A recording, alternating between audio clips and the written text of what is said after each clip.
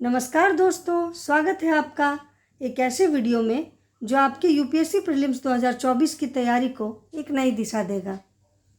आज हम लेकर आए हैं जीएस पेपर 1 के टॉप एमसीक्यूज़, उनके सही उत्तर और सबसे ज़रूरी एकदम आसान और स्पष्ट व्याख्या। तो देखिए, समझिए और खुद को टेस्ट कीजिए। तो चलिए वीडियो शुरू करते हैं। यह यूपीएससी की प्रीवियस ईयर क्वेश्चन है, प्रीलिम्स 2024 का जीएस पेपर 1। भारत सरकार ने दिसंबर 2023 तक कितनी बार परिसीमन आयोग का गठन किया? 1 बार, 2 बार, 3 बार, 4 बार। तो इसका राइट आंसर हो जाएगा डी, 4 बार। भारत सरकार ने अब तक 4 बार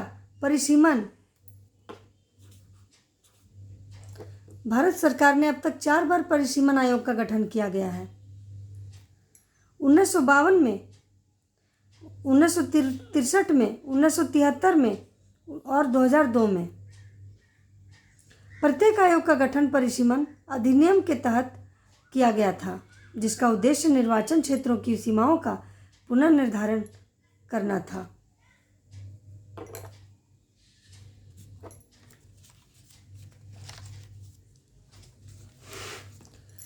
क्वेश्चन नंबर 2, निम्नलिखित में से कौन सा कथन सतत विकास का सिद्धांत के अनुरूप है?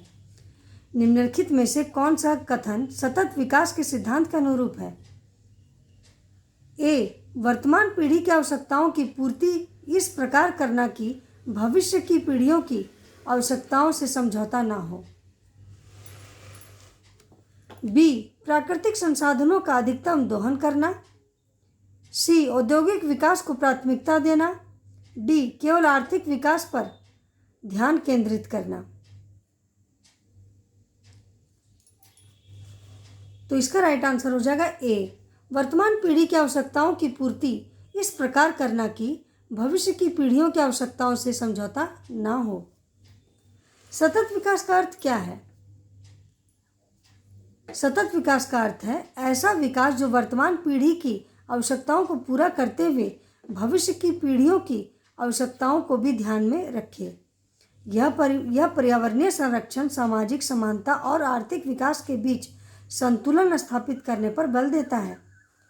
सतत विकास का अर्थ है पीढ़ी दर पीढ़ी यह पर्यावरणीय संरक्षण और सामाजिक समानता को आर्थिक विकास के बीच संतुलन बनाए रखेगा।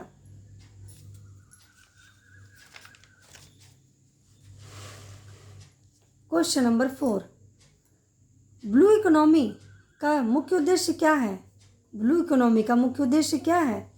ए, समुद्री संसाधनों का सतत उपयोग। बी, समुद्री युद्ध क्षमता का विकास। सी, समुद्री पर्यटन को बढ़ावा देना। डी, मत्स्य पालन का अधिकतम दोहन।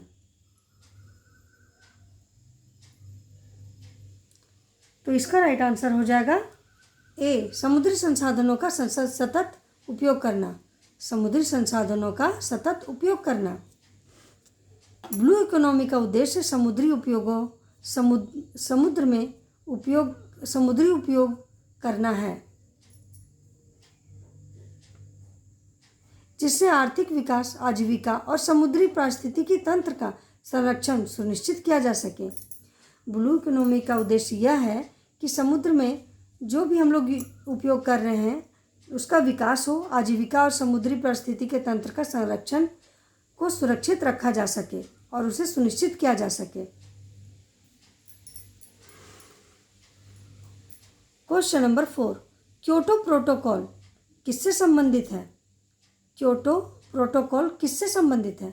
जैव विविधता संरक्षण, जलवायु परिवर्तन और ग्रीन हाउस गैसों का उत्सर्जन। सी, परमाणु अप्रसार। डी, समुद्री प्रदूषण नियंत्रण।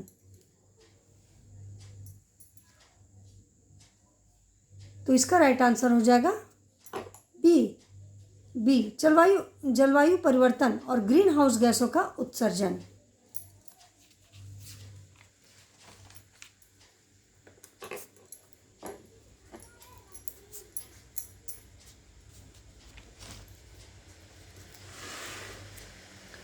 क्योटो प्रोटोकॉल एक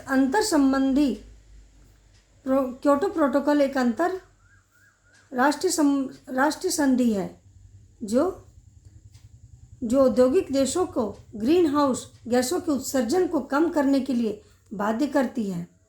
यह जलवायु परिवर्तन से निपटने के लिए वैश्विक प्रयासों का एक महत्वपूर्ण हिस्सा है। क्योटो प्रोटोकॉल एक अंतर्राष्ट्रीय संधि है जो औद्योगिक देशों के ग्रीन हाउस गैसों के उत्सर्जन को कम करने के लिए बाध्य करती है। यह जलवायु परिवर्तन से निपटने के वैश्विक प्रयासों का एक महत्वपूर्ण हिस्सा है। आई होप आप समझ रहे होंगे और आप इस MCQ को very very important tick mark कीजिए ताकि आपके एग्ज़ाम के लिए हेल्पफुल हो।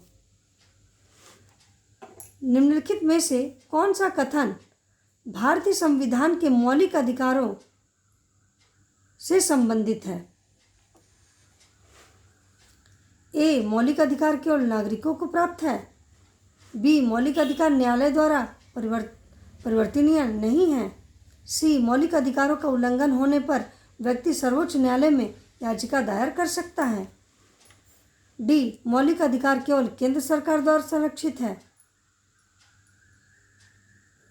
तो इसका राइट आंसर हो जाएगा C. मौलिक अधिकारों का उल्लंघन होने पर व्यक्ति सर्वोच्च न्यायालय में याचिका दायर कर सकता है। भारतीय संविधान का अनुच्छेद 32 नागरिकों को यह अधिकार देता है कि यदि उनके मौलिक अधिकारों का उल्लंघन होता है तो वे सीधे सर्वोच्च न्यायालय में याचिका दायर कर सकते हैं। इसे संविधान का हृदय और आत्मा भी कहा जाता है। भारतीय संविधान में अनुच्छेद 32 को संविधान का हृदय और आत्मा भी कहा जाता है। ये बहुत ही इम्पोर्टेंट है दोस्तों, आप इन्हें याद रखिएगा कि भारतीय संविधान में अनुच्छेद 32 को नागरिकों के लिए इसे उसका हृदय और आत्मा भी कहा जाता है। तो दोस्तों, अगर आपको मेरा वीडियो पसंद आया हो तो मेरी वीडियो को लाइक करें, सब्सक्राइब करें और शेयर करें।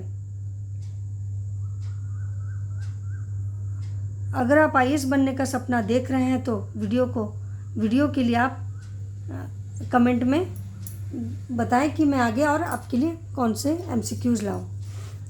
ये तो प्रीवियस ईयर के क्वेश्चन थे, आगे मैं और भी प्रीवियस ईयर क्वेश्चन लाऊंगी, तो आगे बताइएगा कमेंट करके। Thank you.